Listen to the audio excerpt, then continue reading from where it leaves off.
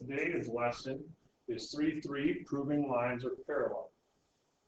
And the goal is to use the relationships learned in 3.1, 3.2 to prove lines are parallel. And so we get an important question: what do converse statements look like? Right. So as a reminder, right, a converse statement is like if we have if P then Q, right? Such as if lines are parallel, then corresponding angles are congruent, right? Well, converse is going to flip it, right? Converse would be if we have the angles are congruent, the corresponding angles, then the lines are parallel, right? So that being said, that is what we're learning today here, starting with a postulate of corresponding angles converse. Now, postulate theorem doesn't as matter with these, but clearly this one says if two lines are cut by a transversal, so the corresponding angles are congruent, then the lines are parallel. So again, basically we're saying given that we have in this picture angle 2 congruent to angle 6, we are get out of it, right, or proving it would be J parallel to K. Okay. Now, this is the building block for proving the other theorems, so we will not prove this. But again, given this angle relationship, we can say that J parallel to K. So now, with converse statements, right, generally they aren't as much about what the title is, right? They aren't as much about the corresponding angles, but having corresponding angles congruent gives us lines are parallel. So, starting off, we can use this to prove alternate interior angles converse, right there, right? So we've got given angle 4 and 5 are congruent, prove the lines are parallel. Now, most of these follow a similar pattern. We're going to need to use our corresponding angles somewhere in here to get a third angle congruent, and that angle will be vertical to one or the other. So, for example, let's say I put angle 3 right there so that it is vertical to angle 4. Angle 3 and 5 are what? Corresponding to each other, right? Or we could add, go a different number, angle 6 down here, and 5 and 6 are vertical, and then how are 4 and 6 related? Right, they're the corresponding. So, generally speaking, if the angles aren't given to you, you get to choose which one you're going to use. So, filling in our first step, right angle 4 congruent to angle 5 is given. The next step is that vertical angle, right? We're not doing corresponding yet because we're going to do vertical first. So in this case, if 4 is congruent to 5, then we'll say that 5 and 6 are congruent, right? We'll go with angle 6 this time. So 5 and 6 are congruent. And again, how? Those are vertical, right? So that is vertical angles theorem, or vertical angles are congruent. Might even be vertical angles congruent theorem, but some mix of that, right? Vertical angles are congruent. And now look what we have with the first two steps. 4 is congruent to 5. 5 is congruent to 6. Therefore, 4 is congruent to 6. And now we have this relationship, right? How are 4 and 6 related? Right, 4 and 6 are corresponding. That's not why we said they were congruent, right? We actually had a transitive there. Transitive, and it was a POC, property of congruent.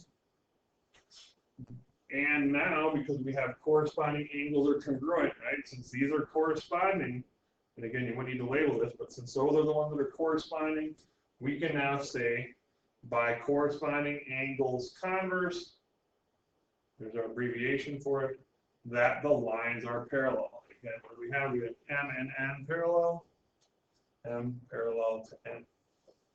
And there is our first proof of a theorem in this lesson.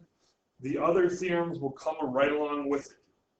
Right? This was the alternate interior angles converse. We can prove alternate exterior angles converse very similarly. Next, find the value of x that makes m parallel to n. These are very similar to 3-2's algebraic questions, right? Find the value so that the angles were equal, kind of, the other one. But now we've got what type of relationship, right? We want to look, both of these angles are corresponding, so they need to be congruent for m to be parallel to n. So 6x minus 1 must equal 71, and then we're solving. Plus 1 to both sides, 6x equals 72, divide by 6, x is 12, is our answer. You can always plug it back in to make sure it works, right? 6 times 12 is 72, minus 1 is 71, equals 71. One more on the bottom. This time we've got alternate exterior. And again, if we weren't sure about this one yet, because we didn't go over that converse, it's vertical to right here, right? So these are the same. And now we have corresponding. So 5x plus 12 needs to equal 8x plus 6. And then we're solving. Generally, I move the smaller amount of x over to avoid having a negative amount of x. Minus 5x from both sides. And then I need to move my 6 over to get 6 equals 3 times some number. Divide by 3 on both sides, and x equals 2. So clearly those diagrams on the right aren't quite to scale, but x is 2. Moving on, proving the alternate exterior angles theorem. Again, very similar to the last one, exact same number of steps. Steps might even be the exact same. So if you feel like you got a handle on it, go ahead, pause, and try it on your own. Key hint here, though, is you need another angle, right? We don't just need 2 and 3. We need a vertical angle to one of these. So this time we'll deal with the top angle. We'll call this one angle 4. 2 and 4 are vertical. You need that in order to solve. Or the angle could be down here, right? Vertical to 3. So angle 2 congruent to angle 3 is given. We just added that vertical angle for a reason. So we got 2 congruent to 3. 2 is also congruent to 4 by vertical angles congruent theorem.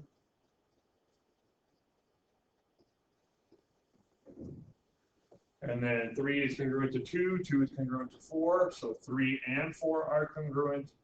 And then what type of relationship do those have? So going back to the diagram, bottom right of our intersection means these are corresponding. So that's going to be our reasoning when we get to step 4. This was a transitive step. So be careful. Common errors in these proofs, while we're finishing the last step here, are for people to say that 3 is congruent to 4. They'll look at the diagram and then say, oh, corresponding angles. No, that's not why they're congruent. They're congruent because we could transitive from the first 2 steps. Right? So they were congruent by transitive, and because they are corresponding, if corresponding angles are congruent, then the lines are parallel. There are reasons down here. Corresponding angles converse. So general idea, we're using converse to prove parallel in proofs. At this point, we generally don't talk a lot about slope in proofs. So it's going to be some sort of converse relationship, corresponding angles. We now just did alternate exterior and alternate interior. So we have quite a few options now for proving parallel.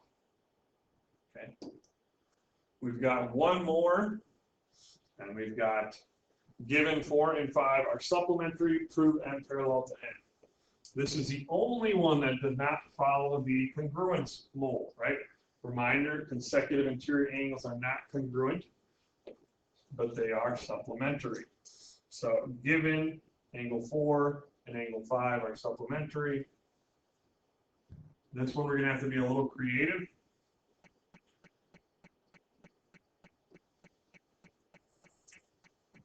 So in this one, we're still going to want a corresponding angle that's congruent. So we've got 2 potential spots we can add an angle. We can add an angle, say up here. 4 and 6 would be a linear pair. Or we can move 6 down here and it would be a linear pair with 5. So we're going to do, we'll just leave where it's at. It's going to be in a position next to 5. And so we're going to say angle 5 and angle 6 are supplementary. And why are they supplementary? I kind of gave it away. It's a linear pair, so it's linear pair postulate. And if you look at steps 1 and 2, this should remind us of another theorem, right? 4 and 5 are supplementary, 5 and 6 are supplementary, therefore 2 angles are congruent, and it's 4 and 6, right? When we've got 2 different things supplementary to the same angle, 2 different angles supplementary to the same angle, that means those angles are congruent. That is the congruent supplements theorem.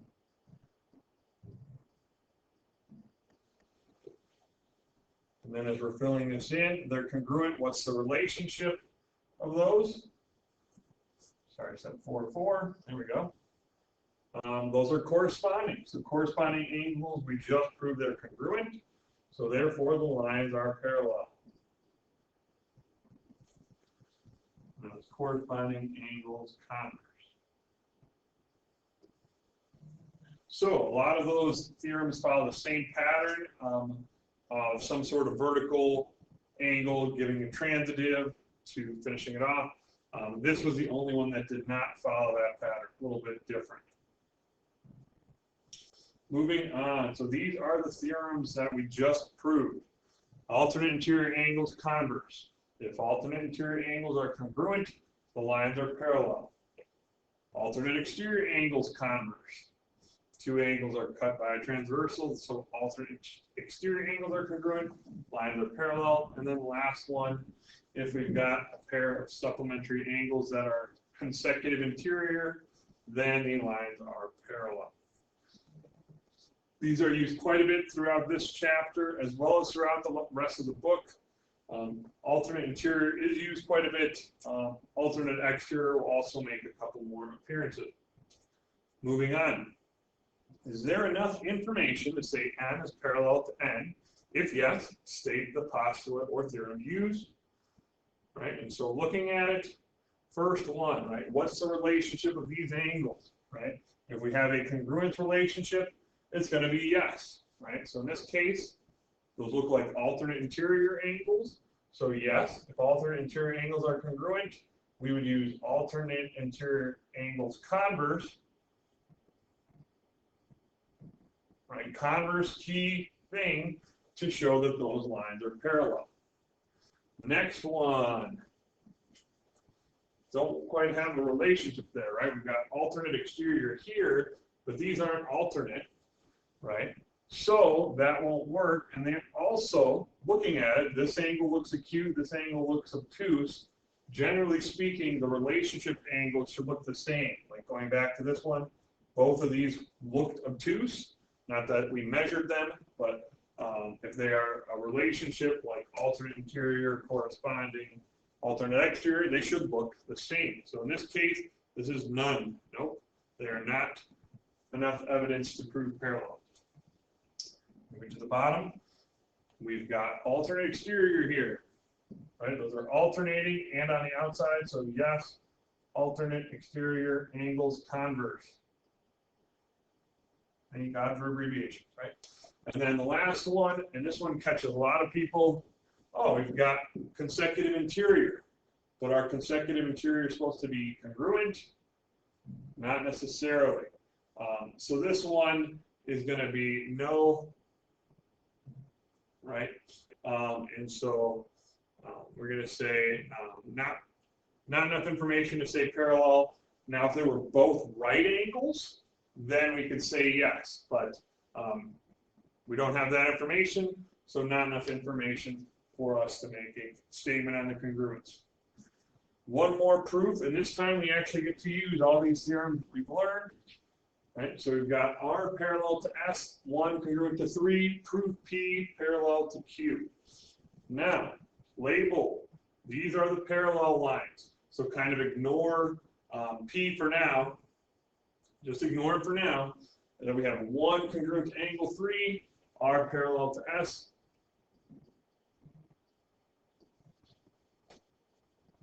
Given to us. We want to form some sort of congruence between 1 and 2. And given these parallel marks here, these parallel arrows, we know 1 and 2 are corresponding. So now we can say angle 1 is congruent to angle 2. because those lines, right, this is our transversal, and because we haven't proved them parallel yet, and those lines here are parallel. So we can use that corresponding angles congruent or postulate, right? Now from steps 1 and 2, we've got 1 equals 3 and 1 equals 2. So with that information, 1 equals 3, 1 equals 2, we can say 2 and 3 are congruent. And then how are they related? We do not have a parallel relationship between these two lines yet. That's what we're proving. So we're alternating and we're on the inside, right? Sorry, so transitive first before we get to the last step. Transitive, POC. And now we have enough information to say, well, those are alternate interior angles that are congruent. So we're going to use alternate interior angles converse to say those lines must be parallel. And again, it was P parallel to Q. And that wraps up this proof. Okay. So that's how we can kind of use our theorems to help us out. One last one. What makes two lines parallel in algebra? We'll learn that in 3-4 actually, that slopes are equal, right? Slope of one is congruent to the slope of another. And then could we have more parallel to each other? Yes. So there's this theorem called the transitive property of parallel lines. If two lines are parallel to the same line, then they're also parallel to each other. So we can transitive with parallel lines. And that wraps up today's lesson. Check out the homework on Google Classroom.